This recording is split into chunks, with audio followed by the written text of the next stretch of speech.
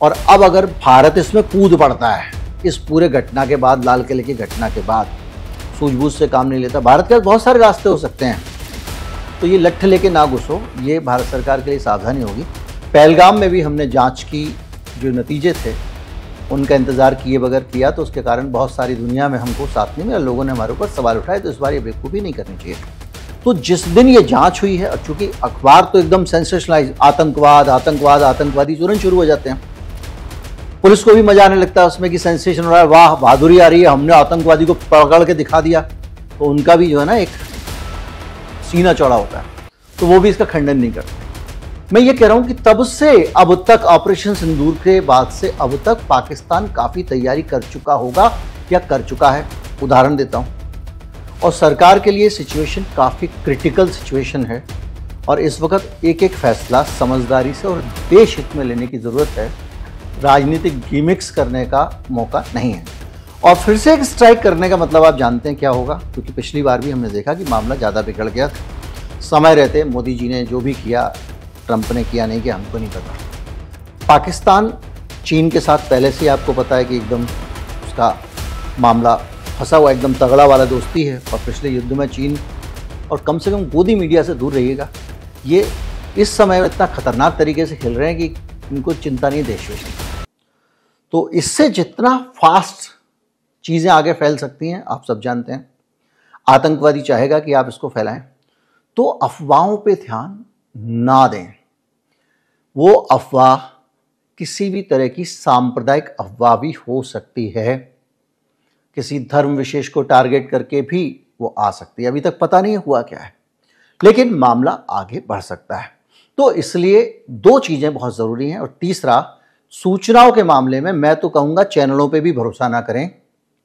आप भारत सरकार के जो ऑफिशियल सोर्स हैं, सबसे कम रिस्क की बता रहा हूँ मैं, जीरो रिस्क की तो मैं जानता ही नहीं, कुछ होता भी नहीं। दिल्ली पुलिस के ट्वीट्स को फॉलो करें, उसके अलावा कहीं से कोई सूचना आती है उसको ना माने, और कम से कम वहाँ चेक कर लें, और आगे तो बिल्कुल ना बढ़ाएं। ये हुई हमारे और आपके स्तर की सावधानियां जो हम कर सकते हैं। अब ये आते हैं कि इसके आतंकी घटना होने की बातें क्यों हो रही हैं।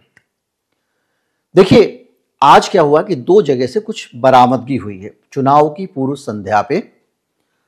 एक उत्तर प्रदेश में एक डॉक्टर साहब के पास, महिला डॉक्टर थे, उनके पास से AK-47 बरामद हुआ है, और करीब 300 साढ़े 300 किलो अमोनियम नाइट्रेट मिला है फरीदाबाद में। अब कुछ लोगों ने यह खबर छाप दी कि RDX मिला है, लेकिन जो जानकारी है उसके हिसाब से वो अमोनियम नाइट्रेट है। RDX और अमोनियम नाइट्रेट में क्या अंतर होता है? RDX होता है प्लास्टिक विस्फोटक, जो एक स्पेसिफिक पर्पस से ही बनाया जाता है। उसको कैसे ब्लास्ट करते हैं, क्या करते हैं, वो एक अलग कहानी है। उसको किसी भी शेप में ढाला जा सकता है, 100 बातें होती हैं। अमोनियम नाइट्रेट एक तरह का फर्टिलाइजर है, खाद है, जो खेतों में हम डालते हैं। वो चीनी के तरह के शेप की होती है, और अमोनियम नाइट्रेट गांव में बहुत सारे किसानों के पास मिल जाती है, वो खेत में डालते हैं। तो अमोनियम नाइट्रेट बरामद होने का मतलब ये नहीं किसी का बम मिल गया है, लेकिन एजेंसियां इन्वेस्टिगेट कर रही हैं, और वो उस महिला डॉक्टर की निशानदेही पे यहां पर किसी डॉक्टर के पास मिला है। तो डॉक्टर अमोनियम नाइट्रेट का क्या कर रहा है, ये बड़ा सवाल है। तो जिस दिन ये जांच हुई है, और चूंकि अखबार तो एकदम सेंसेशनलाइज, आतंकवाद आतंकवाद आतंकवादी तुरंत शुरू हो जाते हैं, पुलिस को भी मजा आने लगता है उसमें कि सेंसेशन हो रहा है, वाह बहादुरी आ रही है, हमने आतंकवादी को पकड़ के दिखा दिया, तो उनका भी जो है ना एक सीना चौड़ा होता है, तो वो भी इसका खंडन नहीं करते हैं। तो उस घटना के बाद से, उसके बाद में जब ये घटना होती है, तो दिमाग में आता है कि भाई ब्लास्ट हुआ है और इन्होंने किया है। और एक विचार में ये भी आता है कि यार ये इनका पूरा प्लॉट था, पूरे उत्तर भारत को दहलाने का, वगैरह वगैरह। 3.5 कुंटल RDX अगर कोई लिख दे अखबार वाला, आप समझ सकते हैं 1 किलो RDX ही अपने आप में इतना बड़ा होता है कि लाल किले का सामने का पूरा हिस्सा ही उड़ा दे। आप लोग पढ़ लीजिएगा उसके बारे में। तो अब जो सिचुएशन है उसमें यह भी लग रहा है कि भाई इनका कुछ आतंकवादी प्लान था, वो प्लान पकड़ा गया, तो इससे पहले बाकी लोग पकड़े जाए, उन्होंने ये विस्फोट कर दिया। एक दो लोगों के दिमाग में आ रहा है। अब ये पूरी अभी तक की जानकारी सरल तरीके से मैंने आपको समझा दी है। अब चलते हैं सरकार को क्या करना चाहिए। और सरकार के लिए सिचुएशन काफ़ी क्रिटिकल सिचुएशन है और इस वक्त एक एक फैसला समझदारी से और देश हित में लेने की ज़रूरत है। राजनीतिक गिमिक्स करने का मौका नहीं है। बिहार में मतदान की स्थिति है, कल वोट पड़ जाएंगे, तो इसलिए कोई अगर एडवेंचर करने की जो है वो अभी सिचुएशन नहीं है। दूसरा ये भी है कि अभी शुरुआती जांच चल रही है, जांच पूरी हो जाए उसके बाद पता चले कौन दोषी है, उस हिसाब से एक्शन लिया जाए। पहलगाम में भी हमने जांच की जो नतीजे थे उनका इंतज़ार किए बगैर किया, तो उसके कारण बहुत सारी दुनिया में हमको साथ नहीं मिला, लोगों ने हमारे ऊपर सवाल उठाए, तो इस बार ये बेवकूफ़ी नहीं करनी चाहिए। हम लगातार ये कहते रहे, हमारी सरकार कहती रही है कि ऑपरेशन सिंदूर अभी चल रहा है, खत्म नहीं हुआ है। भारत इस वक्त भी युद्ध के मोड में है और पाकिस्तान की एक भी गलती उसको भारी पड़ेगी, ये हम कहते रहे, लगातार कह रहे हैं। और फिर से एक स्ट्राइक करने का मतलब आप जानते हैं क्या होगा, क्योंकि पिछली बार भी हमने देखा कि मामला ज़्यादा बिगड़ गया था। समय रहते मोदी जी ने जो भी किया, ट्रंप ने किया नहीं किया हमको नहीं पता। मैं ये कह रहा हूं कि तब से अब तक, ऑपरेशन सिंदूर के बाद से अब तक पाकिस्तान काफ़ी तैयारी कर चुका होगा या कर चुका है। उदाहरण देता हूं, पाकिस्तान पश्चिम में, बांग्लादेश भारत के पूरब में। भाई तुम्हारे पश्चिम से पूरब में जाके एक युद्धपोत का क्या भूमिका है? अब आप कह रहे हो गुडविल वगैरह में हमने भेजा है। दूसरा एक बयान अभी हाल में और भी आया है जो बहुत महत्वपूर्ण बयान है।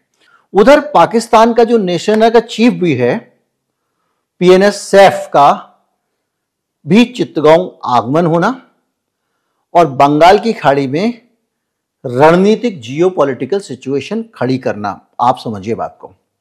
ये दोनों चीजें हमारे लिए थोड़ा सा समझ के काम करने की हैं, प्लानिंग के साथ में इसको दिमाग में रख के। बांग्लादेश की सीमा पे गश्त बहुत ज़्यादा बढ़ी है हाल के समय में। हमारी सेना अलर्ट है, हमारा सिस्टम अलर्ट है। जो बात अगर हम बता रहे हैं, हमको पता चला है, उनके पास वो सूचना बहुत पहले पहुंच जाती है। जिस दिन ये होने वाला होता है उससे पहले एक बड़ा नेटवर्क होता है। तो ये जो है ना, अपने आप में एक अजीब सी स्थिति है। तो सिचुएशन ऐसी है और ट्रंप जो है वो इस वक्त भारत को किस तरह से घेर रहा है हम सब जानते हैं। पाकिस्तान को लगातार बढ़ावा दे रहा है। मुनीर को वहाँ का वो बना दिया गया है, जैसे हमारे यहाँ एनएसए थे रावत, वहाँ पे उनके पोस्ट नहीं थी, अब वो संसद में पास होने वाला है कानून, उसको बना दिया पूरे देश का डिफेंस चीफ। और ये भी खबर है कि वो मुनीर अब रिटायर नहीं होंगे, इस टाइप का कुछ हो रहा है। तो पाकिस्तान चीन के साथ पहले से आपको पता है कि एकदम उसका मामला फंसा हुआ, एकदम तगड़ा वाला दोस्ती है। और पिछले युद्ध में चीन बस खुद ही नहीं गोली चलाई थी, बाकी सब तो उसने पाकिस्तान को मदद दी। उसने सैटेलाइट से देख के हमारे बारे में जानकारियां दी, उसने उनको हथियार दिए, ड्रोन वगैरह सब कुछ दिए। और अब तो हमारे चीन के साथ हमने संबंध और अच्छे कर लिए। तो ये पूरी जो सिचुएशन है हमारे सामने वो ये है जो दो चीज़ें कहती है। एक तो ये कि इस घटना पर रिएक्ट करते समय हमको थोड़ा सावधानी बरतनी चाहिए, और दूसरी एक चीज़ और भी है जो ज़्यादा बड़ी बात है, जो इस समय हमको कहते समय भी, मुझे भी बात करते हुए सावधान रहना चाहिए कि अमेरिका के इरादे जो है ना वो अच्छे लग नहीं रहे हैं। मोदी जी बार बार ट्रंप को अवॉइड कर रहे हैं, जहां ट्रंप जाता है मोदी जी नहीं जाते हैं। और अब सिचुएशन ये हुई, वो कह रहा है अगले साल मैं आ रहा हूं इंडिया। ये सब चल रहा है और वो पाकिस्तान को बढ़ावा दे रहा है, भारत के खिलाफ एक के बाद एक कदम उठा रहा है, सैंक्शन लगा रहा है। अब तो निकी हेली जो है उसके बेटे ने बोल दिया है कि एक भी बाहर वाले को नौकरी मत दो यहाँ पे। अभी हाल में उसने ये किया कि जो एक तो वहाँ तो उसने लगा ही दिया था, आपको पता है कि वीज़ा पे फीस लगा दी। अगर पाकिस्तान का वीज़ा, माफ़ कीजिए, अगर आप वीज़ा लेंगे H1B तो वहाँ पैसे देने पड़ेंगे। अब वो कह रहा है कि अब उन्होंने एक और किया कि भारत में अगर कोई कंपनी काम कराएगी, जैसे हमारे यहाँ इन्फोसिस वगैरह है, मैंने आपको बताया था, तो इन कंपनियों को काम देने वाले के ऊपर भी फाइन लगेगा, 25% टैरिफ लगेगा। और वो ऐसा टैरिफ होगा जिसको टैक्स में भी एडजस्ट नहीं किया जाएगा। तो कुल मिला के जो सिचुएशन है वो ये है कि इस पूरे इलाके को तनाव के बीच में घेर दिया गया है। अफगानिस्तान पाकिस्तान के बीच में ज़बरदस्त तनाव चल रहा है, और अब अगर भारत इसमें कूद पड़ता है, इस पूरे घटना के बाद, लाल किले की घटना के बाद सूझबूझ से काम नहीं लेता। भारत के पास बहुत सारे रास्ते हो सकते हैं, तो ये लठ लेके ना घुसो, ये भारत सरकार के लिए सावधानी होगी। फिलहाल जो हमें करना है वो ये करना है कि बेहद सावधान रहना है। ये ध्यान रखना कि हमारा देश किसी भी तरह की गलत सूचना से, तनाव से, पैनिक से, नफरत से, अगर आपस में दो लोग लड़ते हैं तो भी देश को ही नुकसान होता है। और इसीलिए तो पाकिस्तान ने पहलगाम में किया था ना, कि पहलगाम में जो है उसने जानबूझ के धर्म पूछ के मारा, और मीडिया ने बहुत उत्साह से उसको लेके आगे बढ़ा, पूरे देश को डिवाइड करने की कोशिश की। अब वो इलेक्शन के मकसद हो सकते थे, अब इलेक्शन अभी भी बिहार में। तो कुल मिला के बहुत ज़्यादा सावधानी की ज़रूरत है, और कम से कम गोदी मीडिया से दूर रहिएगा। ये इस समय इतना खतरनाक तरीके से खेल रहे हैं कि इनको चिंता नहीं देश वेश की।